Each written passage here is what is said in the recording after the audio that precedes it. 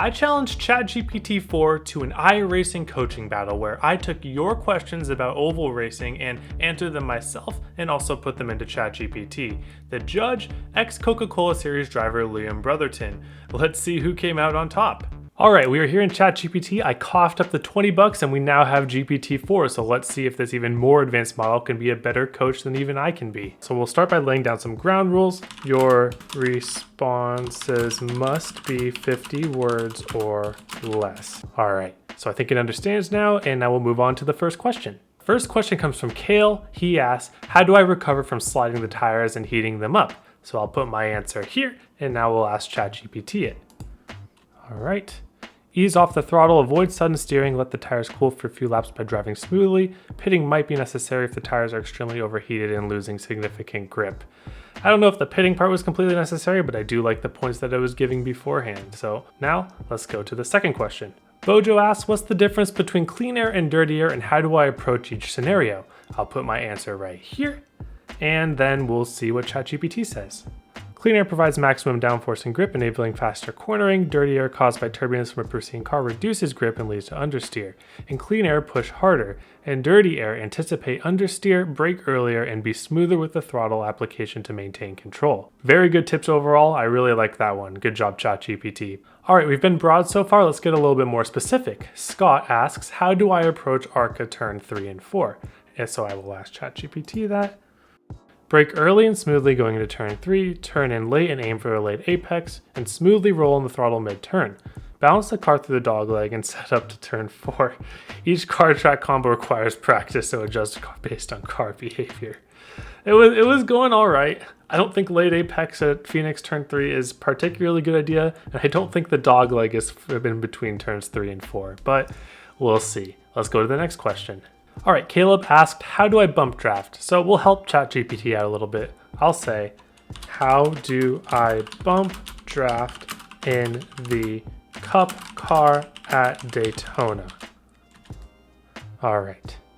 Align your front bumper with the rear of the car ahead on the straights. Apply gentle throttle pressure to push. Don't slam into them. Back off slightly in the turns to avoid spinning them out. Timing and throttle control are key. Practice and communications with other drivers is vital. That's pretty good. I don't know if I can do any better than that, but we'll see. I see now too that Scott asked another good question. What are the effects, use, and implications of brake bias specifically in oval cars? I'm going to put my answer here, and let's see what ChatGPT said. Alright, ChatGPT said, brake bias adjusts the balance of braking force between the front and the rear. More front bias prevents rear tires from locking up and can cause understeer. More rear bias can induce oversteer but risks rears locking up. Adjust to suit driving style, car handling, and track conditions. Practice to find optimal settings. A little bit vague, but I like where it's going. Alright, let's go to the next one. Another question Caleb asked was, how do I rip the wall? So I'm going to help ChatGPT out a little bit here by being a little more specific. Alright, let's see if it understands that. Start by finding a comfortable line near the wall. Gradually move closer each lap, gauging the car's response. Maintain a steady throttle through turns. Anticipate the car's movement and use minor steering adjustments to keep close without hitting the wall. Practice is key to perfect this high-risk, high-reward strategy. I like that. Not too bad. It could be a little more specific, but I like it. All right, and the last one, another one from Scott. I think it's more of a strategy question, but I like it. So I'm going to put my answer here because he asked, what is the strategy for super speedway without cautions? So let's ask ChatGPT. Monitor fuel consumption, tire wear to estimate early. Try to pit with the group to maintain drafting advantage post-pit. Avoid unnecessary tire change if wear isn't a problem and fueling is typically quicker.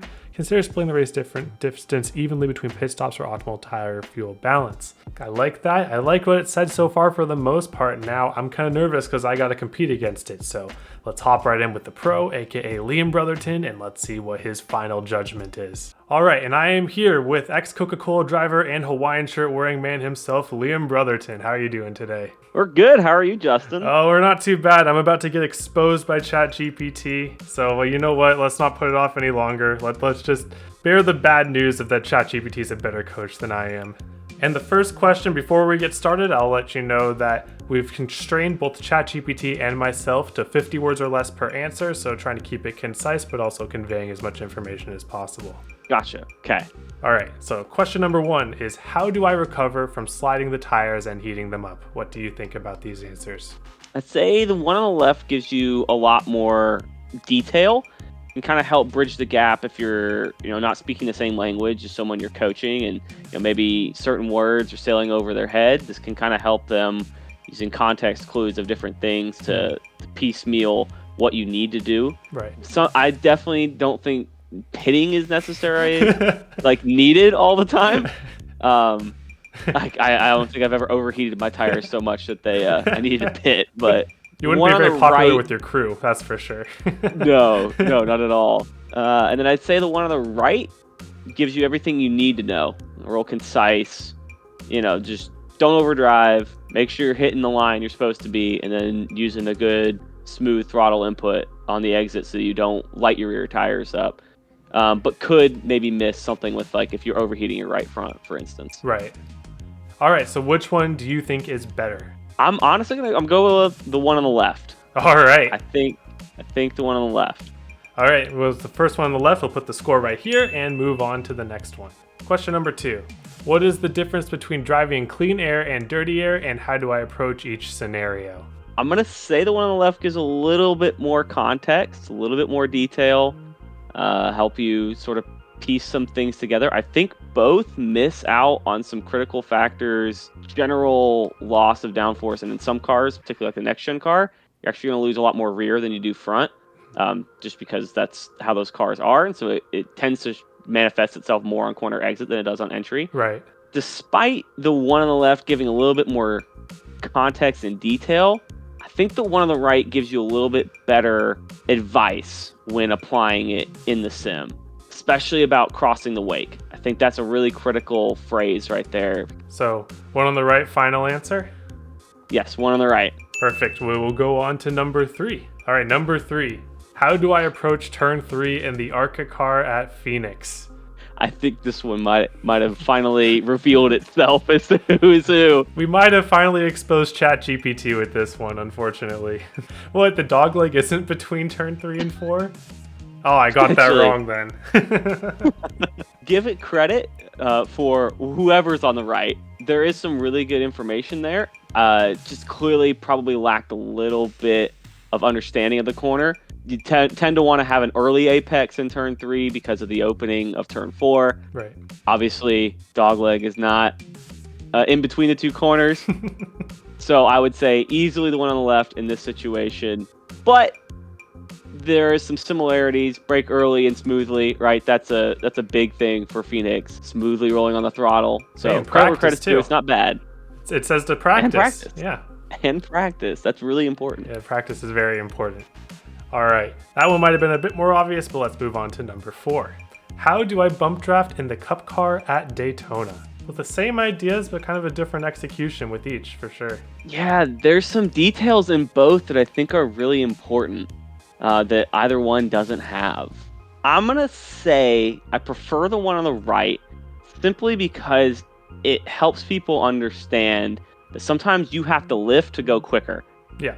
And that's one of the most frustrating things as a driver who's kind of been doing this for long enough that it's really frustrating when you're trying to make something happen. The guy in front of you won't do that. So I'm going to say one on the right is a little bit better advice, but there is some elements to the one on the left that I prefer, particularly that you don't want to slam draft people because that you'll lose a lot of momentum. I'd say if you could somehow combine these two together, you get the perfect answer. But I'm going to go with the one on the right. Now let's go to number 5. And number 5 is, what are the effects, use, and implications of brake bias in an oval car? Again, I think the common theme of this whole exercise is that both of these answers have the perfect answer in them if you could just combine them together. Right. I like elements of both of these. Seems the one on the right is very informational. Like very information based. Yes, textbook's a good way to put it. Hey, sometimes textbook answer is the right answer. Yeah. I'm gonna say I prefer the one on the right simply because I have found it helpful in very few situations, but occasionally, to add a bunch of front brake to my car in order to prevent it from overheating my rear tires. Mm-hmm. So I prefer the answer just a little bit because it kind of gives the full picture, clues you in that you can use this to change a lot of factors about the car and your driving style. and obviously practice for optimal settings. I mean, that's just a perfect little ending statement right there. All right. And number 6, how do I rip the wall at an oval track like Homestead? Ooh, all right. Here's my expertise as certified top lane runner here. Wall ripper. Wall ripper, I like that. I'm gonna go with the one on the right. I really like it. Kind of tells you to gradually work your way up, and the little bit of element of practice at the end, because every track's going to be different, every car is going to be different, especially with the wall effects the way they are now. Every setup. So sometimes, you have a setup that's a little bit tighter, a little bit looser. It's really going to affect how you want to use it. Right. If you're really loose, you're going to want to run a lot closer to it. If you're really tight, you want to get a little bit further away, just because of the balance shift when you get right up on the wall. Certain cars have way more wall effects than others, so they can be more or less useful. So you kind of have to change how you approach it every single track. So just being as close to the wall as possible isn't always a perfect advice. I can think of something like a Darlington or a Rockingham, where running on the wall in the center of the corner, but you really have to be off the wall on entry in order for it to work correctly. So I'm going to go with the one on the right for this situation. All right, perfect. Number 7. What is a good pit strategy for a super speedway race without cautions? This is the final one, number 7. All right. I think, again, this one revealed itself just a little bit. I'm going to go with one on the left. I think it is the best advice for iRacing, for people running on the service right now. Again, the last little bit of this one is the only area where I'd say can go both ways. Right. And obviously the one on the right, very contradictory to the one on the left. Totally depends on the situation, the year, draft you're in, the race you're in, that very for that race matter. Specific. Yeah. So, but in general, the one on the left is your A strategy, the one you want to start with. Right. So. We'll tally up all the points and we'll see who came out the winner. All right, and the final tally we just went over, and it looks like I narrowly escaped ChatGPT's clutches with a 4-3 victory. Whether you think that that's a good opinion or a bad opinion on my coaching is up to you, but all I know is I came out with the dub over AI. Not getting replaced just yet. Not just yet. Maybe if I explained Phoenix a little bit worse and put the dog leg in the wrong place, maybe that's when we would have been in trouble. But the one really interesting thing, though, if I want to go back here, is that you actually thought that the Daytona explanations were opposite. Yeah, I thought the ChatGPT was the one on the right. Yeah, that's crazy. And also, there's a giveaway. It says the word practice. Yeah. And like almost all of these. ChatGPT really likes practice, which makes sense because it was probably trained on lots and lots of practice to learn everything. That's true. Here. All right, awesome. Thanks for coming out, Liam, and hope you enjoyed learning what the capabilities of AI are for iRacing. It was fun, man. Well, I survived that one by the skin of my teeth, but I think what we learned here today is that ChatGPT is good enough to where if you have any broad questions about racecraft or just sim racing in general, ChatGPT can be a very good resource for those questions if you have nothing else available. But anyways, thank you all for watching. Hope you have a wonderful day, and I hope to see you all on the track.